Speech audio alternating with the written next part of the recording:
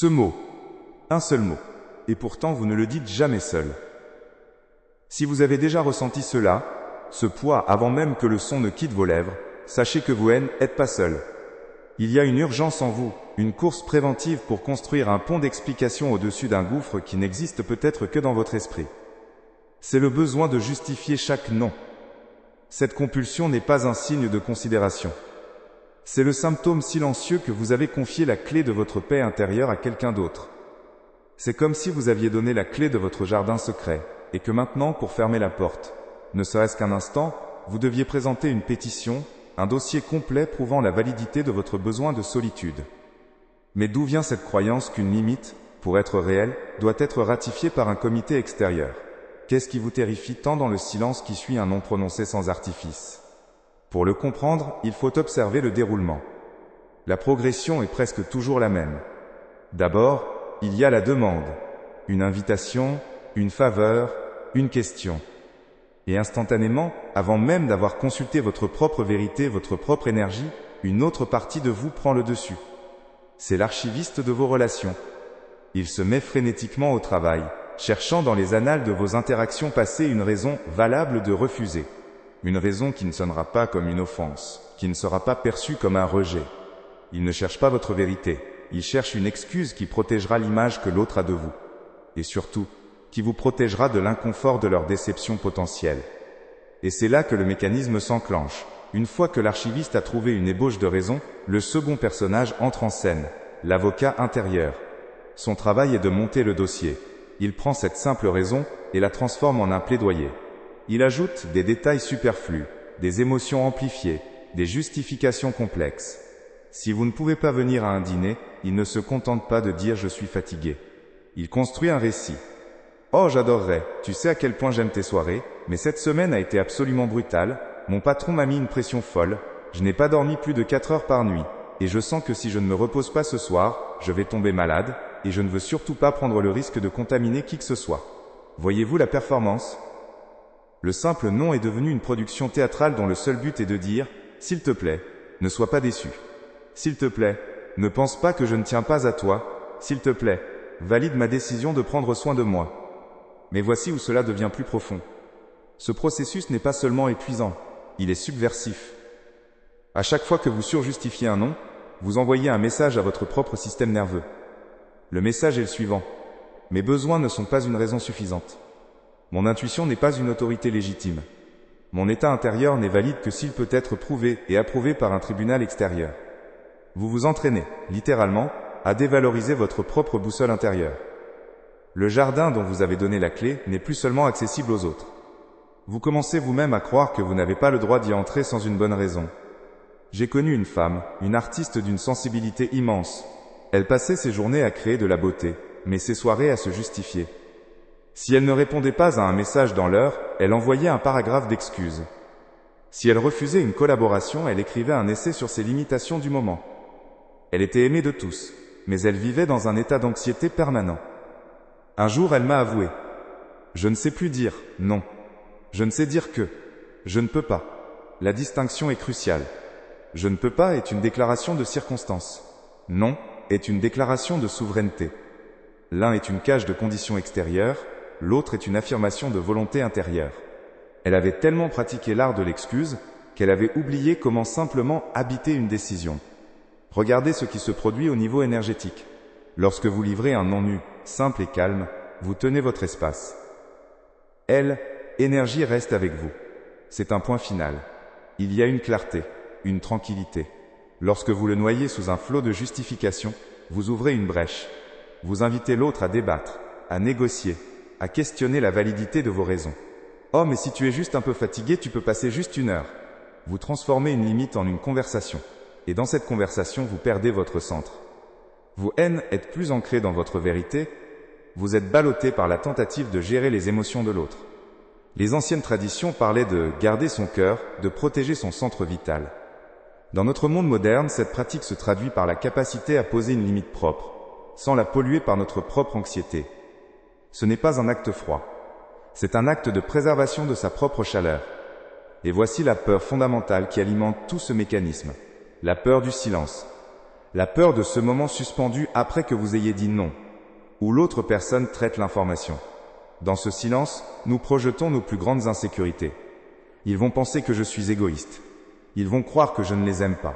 Ils vont me rejeter.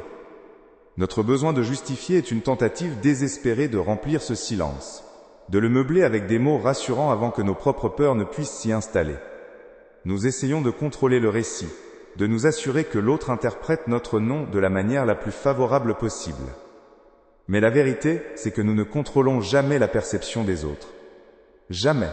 Notre seule véritable responsabilité est d'être fidèle à notre propre vérité. Le reste est hors de notre juridiction.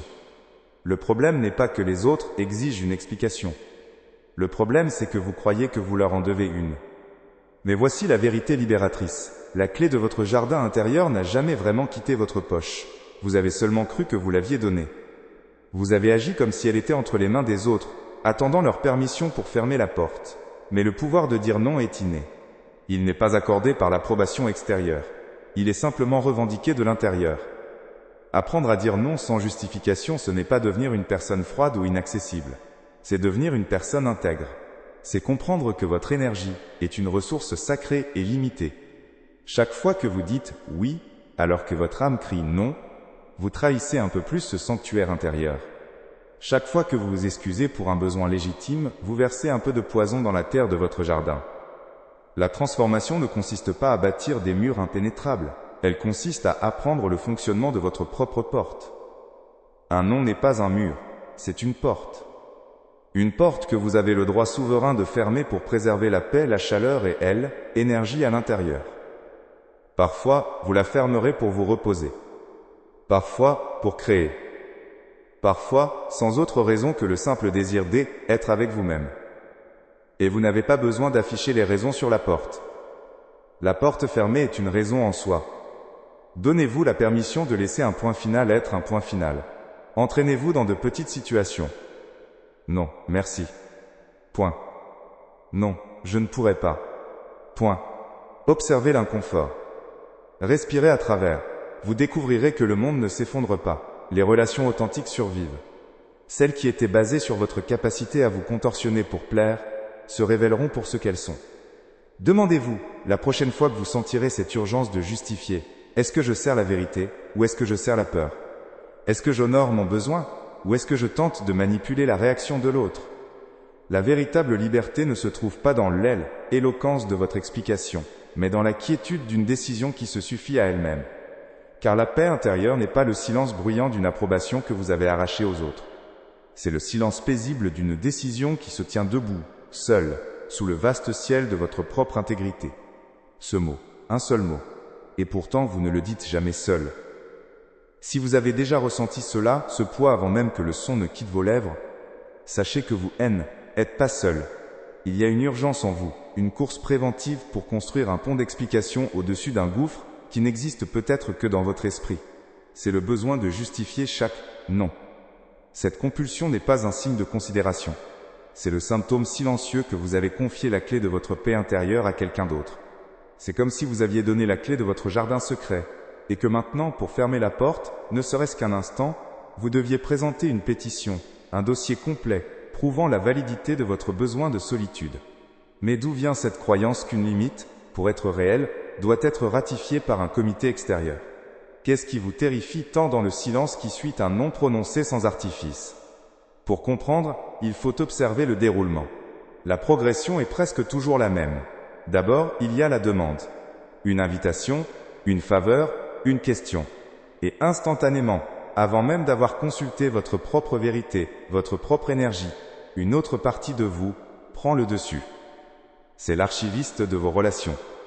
Il se met frénétiquement au travail, cherchant dans les annales de vos interactions passées une raison valable de refuser. Une raison qui ne sonnera pas comme une offense, qui ne sera pas perçue comme un rejet.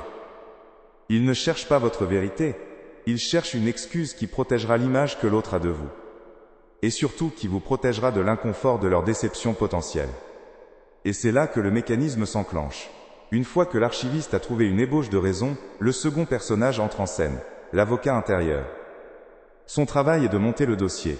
Il prend cette simple raison et la transforme en un plaidoyer. Il ajoute des détails superflus, des émotions amplifiées, des justifications complexes. Si vous ne pouvez pas venir à un dîner, il ne se contente pas de dire « je suis fatigué ». Il construit un récit. « Oh, j'adorerais, tu sais à quel point j'aime tes soirées, mais cette semaine a été absolument brutale, mon patron m'a mis une pression folle, je n'ai pas dormi plus de 4 heures par nuit, et je sens que si je ne me repose pas ce soir, je vais tomber malade, et je ne veux surtout pas prendre le risque de contaminer qui que ce soit. » Voyez-vous la performance? Le simple nom est devenu une production théâtrale, dont le seul but est de dire « s'il te plaît, ne sois pas déçu. S'il te plaît, ne pense pas que je ne tiens pas à toi. S'il te plaît, valide ma décision de prendre soin de moi. » Mais voici où cela devient plus profond. Ce processus n'est pas seulement épuisant, il est subversif. À chaque fois que vous surjustifiez un nom, vous envoyez un message à votre propre système nerveux. Le message est le suivant. Mes besoins ne sont pas une raison suffisante. Mon intuition n'est pas une autorité légitime. Mon état intérieur n'est valide que s'il peut être prouvé et approuvé par un tribunal extérieur. Vous vous entraînez, littéralement, à dévaloriser votre propre boussole intérieure. Le jardin dont vous avez donné la clé n'est plus seulement accessible aux autres. Vous commencez vous-même à croire que vous n'avez pas le droit d'y entrer sans une bonne raison.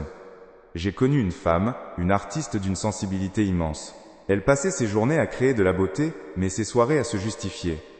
Si elle ne répondait pas à un message dans l'heure, elle envoyait un paragraphe d'excuses. Si elle refusait une collaboration, elle écrivait un essai sur ses limitations du moment. Elle était aimée de tous, mais elle vivait dans un état d'anxiété permanent.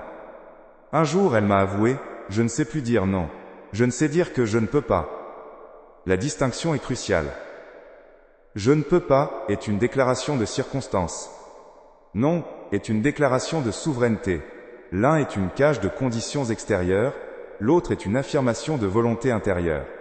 Elle avait tellement pratiqué l'art de l'excuse qu'elle avait oublié comment simplement habiter une décision. Regardez ce qui se produit au niveau énergétique. Lorsque vous livrez un non nu simple et calme, vous tenez votre espace. Elle, énergie, reste avec vous. C'est un point final. Il y a une clarté, une tranquillité. Lorsque vous le noyez sous un flot de justification, vous ouvrez une brèche. Vous invitez l'autre à débattre, à négocier, à questionner la validité de vos raisons. Oh, mais si t'es juste un peu fatigué, tu peux passer juste 1 heure. Vous transformez une limite en une conversation. Et dans cette conversation, vous perdez votre centre. Vous n'êtes plus ancré dans votre vérité. Vous êtes ballotté par la tentative de gérer les émotions de l'autre. Et voici ce que cela révèle. Votre justification n'est souvent pas pour l'autre personne. C'est pour vous. C'est une négociation avec votre propre culpabilité, avec la voix intérieure qui vous dit que vos besoins ne sont pas assez importants pour exister, sans une preuve irréfutable de leur légitimité. Chaque mot ajouté est une tentative de vous convaincre vous-même que vous avez le droit de fermer la porte de votre propre jardin. C'est un spectacle que vous vous offrez pour apaiser le critique intérieur qui a appris il y a bien longtemps que l'amour et l'acceptation étaient conditionnels à votre disponibilité. Les anciennes traditions parlaient de garder son cœur, de protéger son centre vital. Dans notre monde moderne, cette pratique se traduit par la capacité à poser une limite propre, sans la polluer par notre propre anxiété. Ce n'est pas un acte froid, c'est un acte de préservation de sa propre chaleur. Car ce que vous ne réalisez peut-être pas, c'est que elle, énergie que vous dépensez à construire ce dossier d'excuses, est une énergie vitale.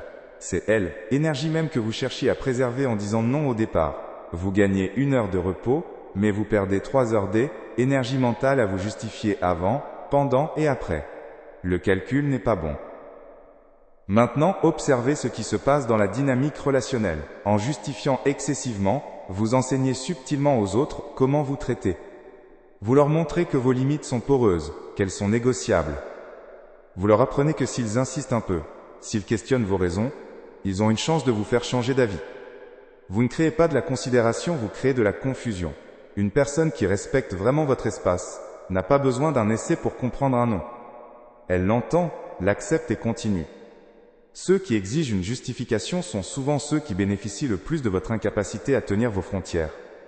Demandez-vous, qui, dans votre vie, exige le plus de justification?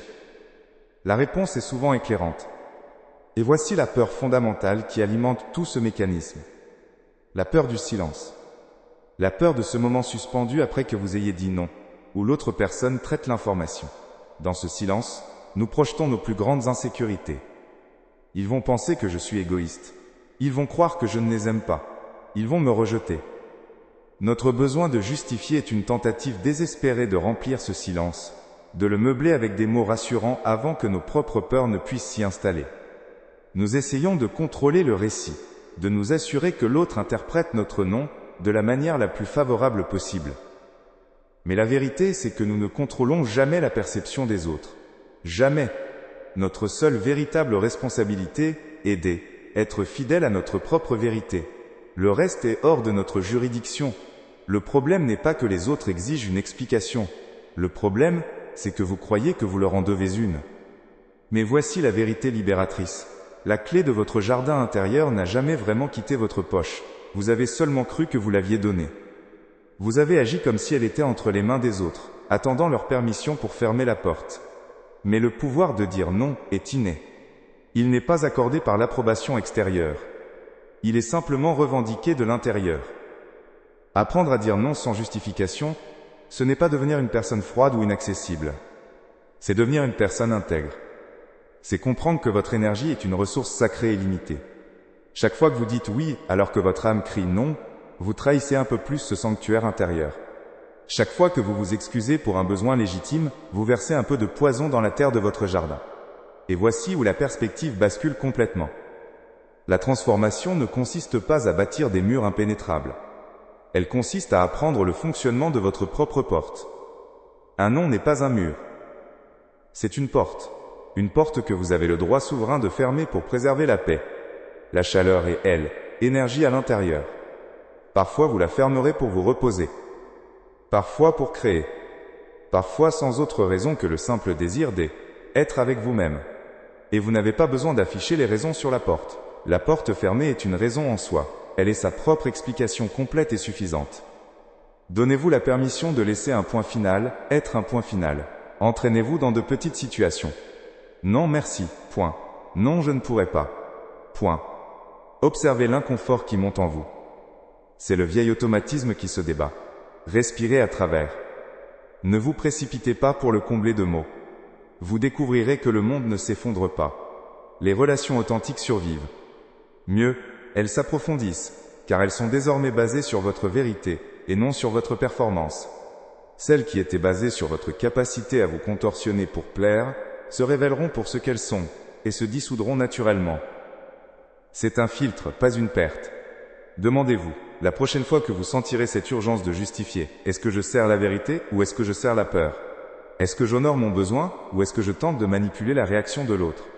La véritable liberté ne se trouve pas dans l'éloquence de votre explication, mais dans la quiétude d'une décision qui se suffit à elle-même. Car la paix intérieure n'est pas le silence bruyant d'une approbation que vous avez arrachée aux autres. C'est le silence paisible d'une décision qui se tient debout, seule, sous le vaste ciel de votre propre intégrité. Alors voici la belle vérité. Votre non n'est pas une arme, c'est un outil de jardinage. Chaque fois que vous l'utilisez sans l'enrober de peur, vous ne dressez pas une clôture barbelée. Vous aérez la terre. Vous protégez une jeune pousse fragile de la tempête. Vous enlevez les mauvaises herbes de l'obligation, pour que les fleurs de votre véritable désir puissent avoir de la lumière. C'est un acte de culture, pas de rejet. Donnez-vous la permission de voir cet acte non comme une séparation, mais comme un acte de dévotion. Une dévotion à la vie qui veut s'épanouir à l'intérieur de ce jardin que vous seul pouvez cultiver. Les autres peuvent admirer les fleurs par-dessus la clôture. Ils peuvent même en recevoir un bouquet lorsque vous décidez d'en offrir. Mais personne, absolument personne, n'a le droit de piétiner votre sol sacré sans y avoir été invité. La clé n'a jamais été à eux. Elle a toujours été dans votre main, attendant que vous vous souveniez de sa forme, de son poids, de son pouvoir silencieux. Car un oui né de l'obligation est une fleur en plastique. Il est sans parfum, sans vie. Mais un oui qui émerge d'un espace de paix intérieure, un espace protégé par des noms clairs et sereins. Ah, celui-là est différent. C'est le fruit mûr d'un arbre en pleine santé. Il est nourrissant, il est vrai, il est donné librement. Il n'est pas offert par peur du vide, mais comme une lumière offerte dans la nuit, généreuse et sans attente. Rappelez-vous ceci, un non prononcé en vérité n'est pas la fin d'une conversation, c'est le commencement silencieux de tout ce qui en vous est authentiquement oui.